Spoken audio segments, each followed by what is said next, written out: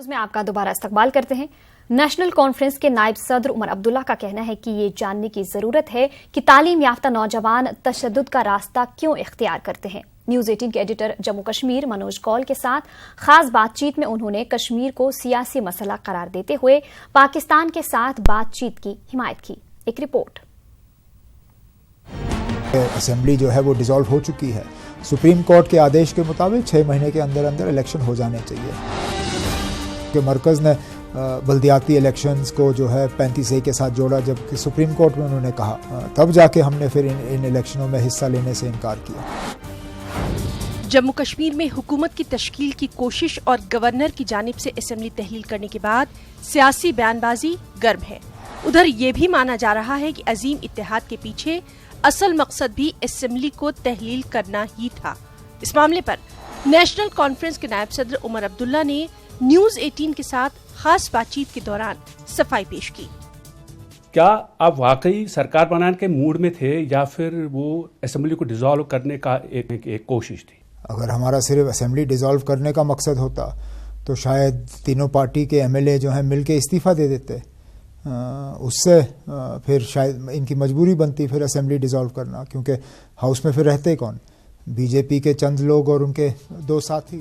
PDP کے ساتھ اتحاد کر کے نیشنل کانفرنس کو نقصان تو نہیں پہنچا، اس پر کیا کچھ کہتے ہیں عمر عبداللہ؟ آئیے دیکھتے ہیں۔ پارٹیوں کے نقصان فائدے کی بات میں نہیں کروں گا، ہم ریاست کے فائدے کی بات دیکھ رہے تھے۔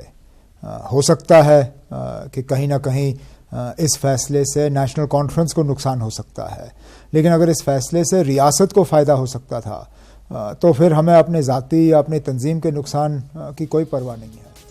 گورنر کے کچھ بیانوں کی تنقید اور کچھ کی تعریف کرنے کے سوال پر عمر عبداللہ کیا کہیں گے؟ آئیے دیکھتے ہیں۔ تو جب سرکار بنانے کی بات آئی، جب لیٹر گورنر صاحب کو بھیجا گیا، جیسا کہ محبوبہ مفتی نے کہا کہ فیکس ملا نہیں، آپ نے بہت تنقید کی گورنر صاحب کی، لیکن ساتھ ہی جب انہوں نے یہ کہا کہ اگر وہ دلی کی طرف دیکھتے تو پھر سجاد لون کی جو ہے سرکار بنانی تھی، جو انہوں نے منع کر دی، انہوں نے کہا کہ میں ایسا نہیں کروں گا، تو آپ نے تعریف کر دی۔ تو کیا آپ کو نہیں لگتا ہے کہ یہ ایک قسم کا جس کو ہم بولیں گے کہ پالیٹکس آف کنوینئنس ہے؟ اس میں پالیٹکس اور کنوینئنس کی بات کہاں پہ؟ فیکس چلا نہیں، ہم نے اس بات کی مخالفت کی، آج بھی کرتے ہیں۔ تو ایسے مطلب اسٹیٹ میں جہاں کبھی بھی ایمرجنسی ہو سکتا ہے، فیکس مشین نہ چلے، یہ مجھے لگتا ہے اس ریاست کے لیے کوئی اچھی بات نہیں ہے۔ دوسری طرف جو گورنر صاحب نے اتنا ہی کہا کہ اگر میں دلی کی طرف دیکھتا تو مجھے کسی اور کو چیف منسٹر بنانا ہوتا، یہ شاید پہلی مرتبہ ہے اس ریاست کے ہسٹری میں کہ ہمارا کوئی گورنر جو ہے دلی دیکھے بنا فیصلہ کر گیا۔ اگر یہ اپنی جگہ درست ہے اور مجھے گورنر صاحب کی بات پہ شک کرنے کا تو کوئی وجہ ہے نہیں، تو میں نے اس بات کے لیے گورنر صاحب کو مبارک دی کہ گورنر صاحب نے دلی کی طرف دیکھ کے فیصلہ نہیں کیا، لیکن جہاں تک ان کا بنیادی فیصلہ تھا میں اس فیصلے سے آج بھی مطمئن نہیں ہوں۔ نیشنل کانفرنس مستقبل میں کسی بھی پارٹی کے ساتھ اتحاد کرنے کا کوئی منصوبہ نہیں رکھتی، اس پر ان کا کیا کہنا ہے؟ آئیے دیکھتے ہیں۔ بالکل نہیں، ہمارا کوئی الائنس کرنے کا نہ کوئی الائنس کرنے کا فائدہ ہے، کیونکہ ہمارا الائنس کرنے سے BJP کو کوئی نقصان نہیں ہوگا، بلکہ شاید ایک طرف سے BJP کو فائدہ ہوگا۔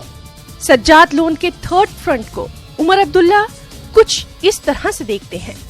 ہر کوئی گروپ جو ہے وہ الیکشن میں ایک چیلنج کے طور پہ ابھر کے آتا ہے، یہ پہلی بار نہیں ہے کہ یہاں ایک تھرڈ فرنٹ بنا۔ مفتی صاحب کی حکومت جب پہلی بار بنی 2002 میں تو اس میں کئی سارے انڈیپینڈنٹس ایک ساتھ آئے اور انہوں نے اپنے آپ کو ایک تھرڈ فرنٹ کے طور پہ پیش کیا۔ آج وقتاً فوقتاً اس طرح کے فرنٹ بنتے ہیں، لیکن اب یہ فرنٹ جو ہے یہ اپنے آپ میں ایک انڈیپینڈنٹ فرنٹ ہے نہیں، یہ تو BJP کا فرنٹ ہے۔ عمر عبداللہ پاکستان کے ساتھ بات چیت کے حق میں ہے۔ آپ کو لگتا ہے کہ پاکستان کے ساتھ بات چیت کرنے سے فرق پڑ سکتا ہے حالات میں؟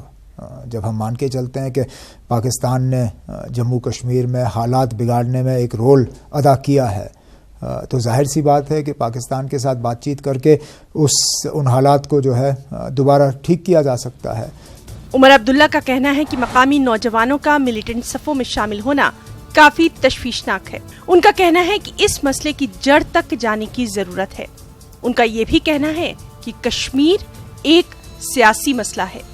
आपने कहा कि पाकिस्तान का तो अलग है, वो तो एक्सटर्नल डायमेंशन है, लेकिन जो इंटरनल डायमेंशन है उसको एड्रेस करने की जरूरत है। किन के साथ बात करनी चाहिए? फिर पहले तो आपको ये मानना होगा ना कि प्रॉब्लम है। अभी तो ऐसा लगता है कि कई सारे लोग दिल्ली में ये मानने के लिए तैयार ही नहीं है कि यहाँ मसला है। वो सिर्फ और सिर्फ जम्मू कश्मीर को बंदूक का मसला देखते हैं कि यहाँ पे बंदूक है, बंदूक का हम बंदूक का ही सही इस्तेमाल करके इसको ख़त्म करेंगे। लेकिन बुनियादी तौर जम्मू कश्मीर का जो मसला है वो एक सियासी मसला है।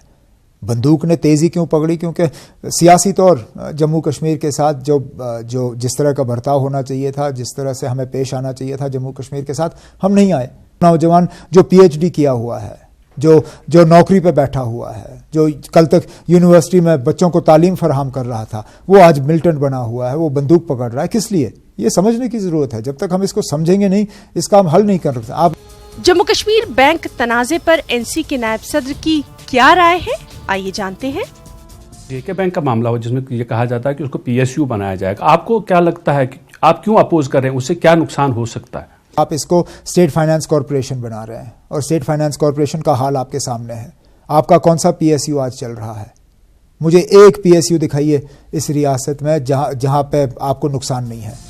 उमर अब्दुल्ला मानते हैं कि बतौर वज़ीर आला सोशल मीडिया पर ज्यादा वक्त गुजारने से उन्होंने इंतखाबात नहीं हारे। जब आप पिछली बार जब चीफ मिनिस्टर थे तो आम लोग ये कहते हैं कि उमर अब्दुल्ला ज़्यादातर मोबाइल फ़ोन पे ट्विटर और बाकी जो है सोशल नेटवर्किंग साइट्स उस पे ज़्यादा बिजी रहते हैं। खासकर ट्विटर के बारे में कहा ना, मैंने ट्विटर के वजह से इलेक्शन नहीं हारा। नेशनल कॉन्फ्रेंस के नायब सदर उमर अब्दुल्ला के साथ ये तफसीली बातचीत 29 नवंबर बरोज़ जुमेरात रात 9:30 बजे आप देख सकते हैं न्यूज़ 18 उर्दू पर। Bureau report, news 18 Urdu. महकमे तालीम की जानिब से प्रोफेशनल कोर्सेज में दाखिले के लिए सरमाई कोचिंग के ऑनलाइन रजिस्ट्रेशन की तारीख बढ़ा दी गई है। डायरेक्टर महकमे तालीम जी नीतू ने न्यूज़ 18 से बात करते हुए कहा कि जनूबी कश्मीर में नामसाइद हालात और इंटरनेट खिदमात में खलल की वजह से रजिस्ट्रेशन की तारीख में तोसी कर दी गई है। उन्होंने कहा कि इस ज़िम्न में तलबा की फ़ोन कॉल्स आ रही थी। उन्होंने कहा कि इस साल 1200 तलबा व तालिबात को मुफ्त कोचिंग फराहम की जाएगी। 12th जिन्होंने एग्ज़ाम दिया है या 12th पास किया है और अब वो मेडिकल इंजीनियरिंग या बाकी प्रोफेशनल कोर्सेज़ में अगर इंटरेस्टेड हूँ और हमारे कोचिंग सेंटर्स के थ्रू फ़ायदा उठाना चाहते हैं तो उनके लिए ऑप्शन ओपन है।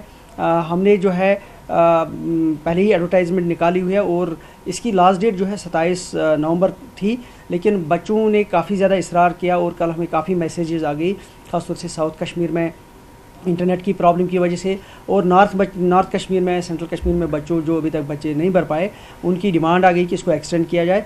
तो मैं आप ही ज़रिए से बताना चाहूँगा कि हमने जो है ये डेट अब 30 नवंबर तक एक्सटेंड कर दी है। मैं पेरेंट्स और बच्चों को गुजारिश करता हूं कि वो ज़्यादा से ज़्यादा तादाद में इसमें शिरकत करें, अपना फॉर्म भरें अगर वो एलिजिबल है, और उसके बाद 2 दिसंबर को इसका जो है बाज़ाब्ता एंट्रेंस टेस्ट होगा और जो है 6 और 8 दिसंबर के बीच में इसका रिज़ल्ट डिक्लेयर होगा और 10 दिसंबर से हमारी जो है बाज़ाब्ता क्लासेस शुरू होंगी। हमने अब की बार काफ़ी प्रोफेशनल इसमें कोचिंग का प्रोग्राम बनाया हुआ है। हमारी जो फैकल्टी है वो पिछले 3-4 सालों से पढ़ा रही है, जो हमारे लेक्चरर्स हैं, टीचर्स हैं, मास्टर्स जो कम्पिटेंट है।